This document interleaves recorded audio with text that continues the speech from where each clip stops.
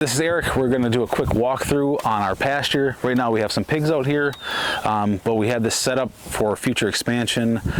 Right here we did dedicated line power that run from the house underground.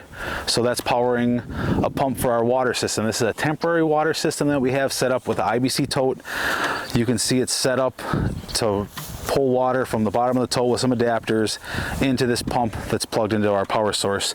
This hose feeds through into the pen right now with some drinkers for the pigs. We also have set up the main reason I wanted the line power is so I could have a regular fence charger, so you can hear that clicking in the background here. That's running our high tensile fence. So we went with 5-wire high tensile. The spacing is 666. Then it's at 30 and 42. We also have set up, I just finished this morning, I was tired of mowing around and weed whacking around the ground, so I did a in-ground, I buried those down on the ground, so I'll show you real quick, just because I wanted them out of the way. So you can see I have the ground set up in the ground.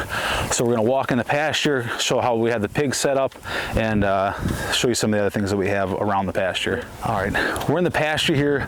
We're just going to walk through some of the reasons why I have it set up the way that it is. First thing, you never know what you're going to do in the future, so you don't want to limit your access. So I went with 2 10-foot gates to give us a 20-foot opening.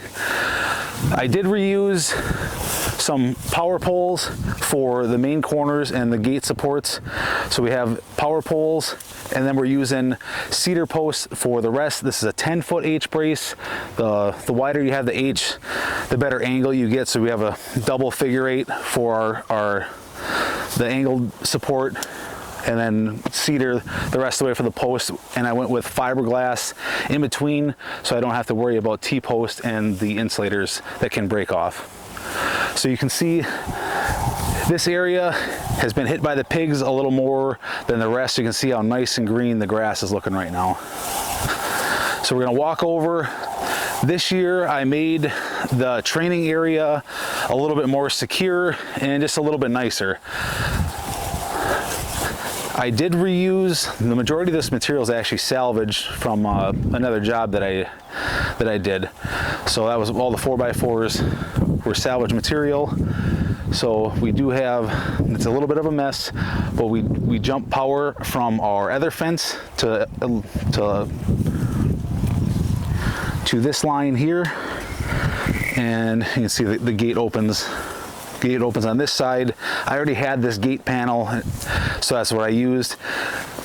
I did use some 2x4s on the bottom, and I really wanted the entire area here to be electrified so the pigs can learn what the wire is all about.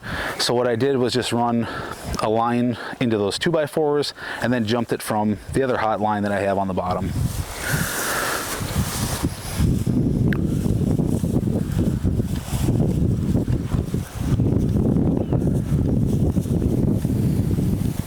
You can see here with our water system, we showed you the tanks earlier, that runs to 3 of the nipple drinkers.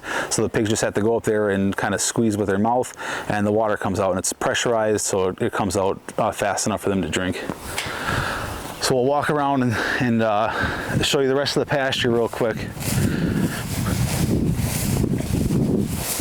In the back you can see some of the step-in stakes, and on the fence I have hanging the reels that I use. So once the pigs kind of graduate from this area, we will start using our step-in stakes with those reels so they can utilize more of the pasture area, and then we rotate them around the pasture. So you can see here's where we jumped our hot wire to the bottom to electrify 3 sides of the fence. And here looking to the north, you can see we have our center fence, which is the same 5 lines of high tensile wire, runs down the middle, and on either end there is a 20-foot gap, just like our gates, that gives us access to go around. So what we'll do, kind of like a racetrack, we'll divide up the pasture and just go around in a big circle, one section at a time, so the pigs have fresh grass. And in the far corner, you can see we have access again to 10-foot gates for a 20-foot opening. And the pigs are too small now, but I have made a feeder out of a IBC tote with a little bit of metal roofing over the top to keep the water out. And further at the end of the pasture, their movable shelter is just a quick A-frame that I put together with some 4x4s and some used galvanized roofing. So that's kind of the basic layout. And on 3 sides of the pen right now, or the pasture, we have trees planted. And in the future, we walk around the back here, our temporary water system with the IBC tote will be replaced with a shallow well sand point that's going to be affixed in this, sitting in this hole here, and the trench is dug, so we can do a water line that's going to be insulated. So in the future, if we do have animals in the winter, that we'll have water that's going to be on through a frost-free spigot. Some of the trees that are planted here, we have 3 of them done with the mulch and wood chips around, and with the mulch around them. Now we have to go through and mulch up the rest and get those ready for the summer. We're going to be in a little bit of a drought, so we need to get a good layer of mulch on them. Right now you can see, to keep the deer from nibbling our trees, all we did was jump our wire with some step-in stakes. So this is real simple, a way to protect your trees, so you don't have to do the individual wires or anything like that.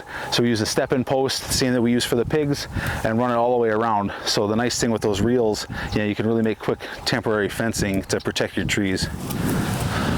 All right, we're going to show how we're getting our mulch for our trees. I'm using this Woodland Mills chipper. I have this because we got a bunch of different brush piles, and I also have a sawmill, so we're going to be able to chip up the slabs from the sawmill and use them around the property, on the trees, in the garden, anywhere we want chips. I went with this. I was signed up on Chip Drop for over 2 years, and I was never contacted once about any chips. I've been on a list for a local arborist to get wood chips and haven't received any yet, or haven't had a call back. I might be able to buy from another arborist some chips, but that hasn't come through yet. So right now we're using this with this Branson tractor to chip up our own. And the nice thing with that, we can do it on our schedule. So I'm going to show you now how this works and do a little demo for you.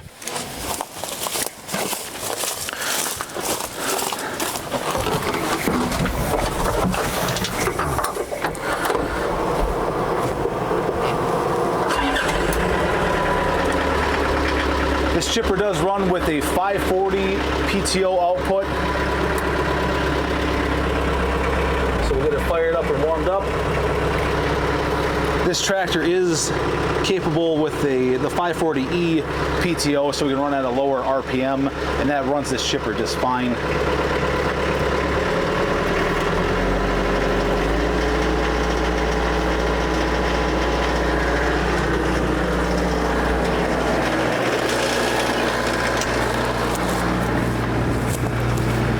The biggest thing with this chipper, as you're running it, you should have gloves. Definite safety glasses are a must.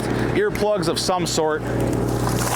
This model takes up to 6-inch material. It has the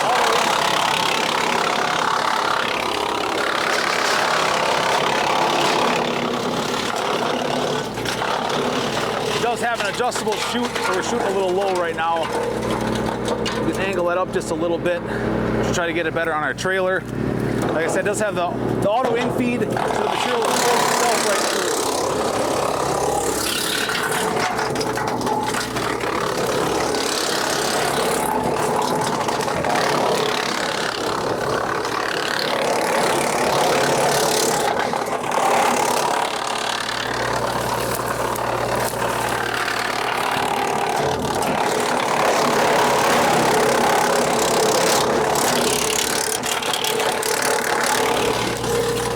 It takes a while with the smaller material to add up.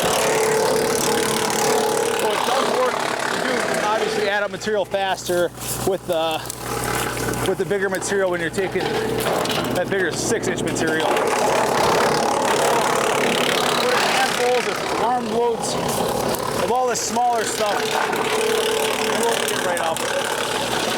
It does have this red safety bar, puts it neutral and reverse in case you have something stuck in there, and as a safety mechanism too in case you get a little too close.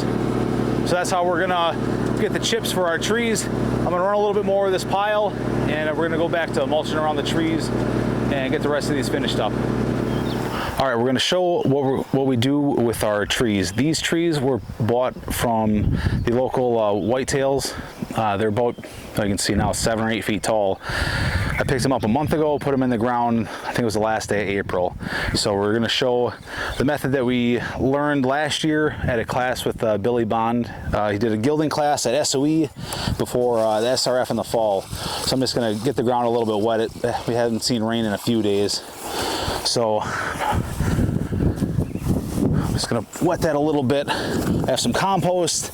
This was from a cold compost bin that I had. Contained some of the bedding from our chickens. So it's gonna be some of that plus other greens and kitchen scraps that have been in that pile going on 2 years now. We just keep kind of adding to it. I'm just gonna sprinkle a little bit of this compost on the top before we do our cardboard and our mulch. So as we learned, the compost goes on top. You don't have to bury that with the tree when you plant the tree. The compost goes on top. So I'll put some of that around. You can see in our bucket, we got some of our clean cardboard. We're just gonna soak that. I'm gonna flip it over, get both sides soaked really well.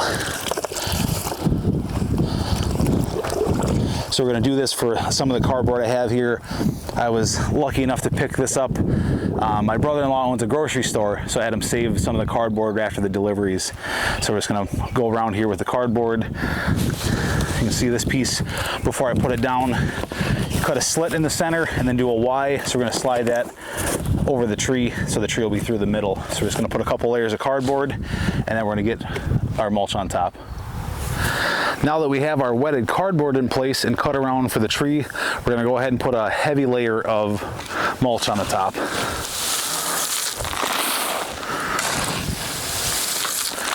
We are gonna leave room on the trunk.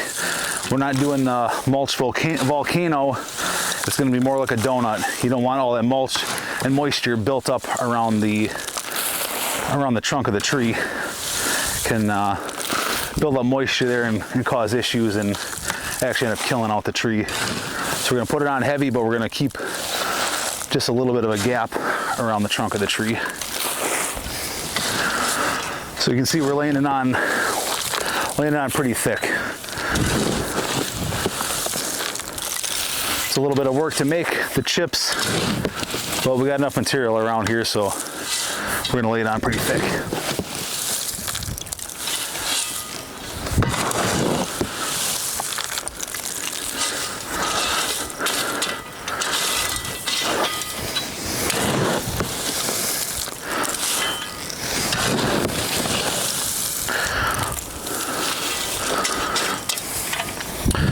I'm gonna use some of the water that we have left over from soaking the cardboard. I'm just gonna water them in real good.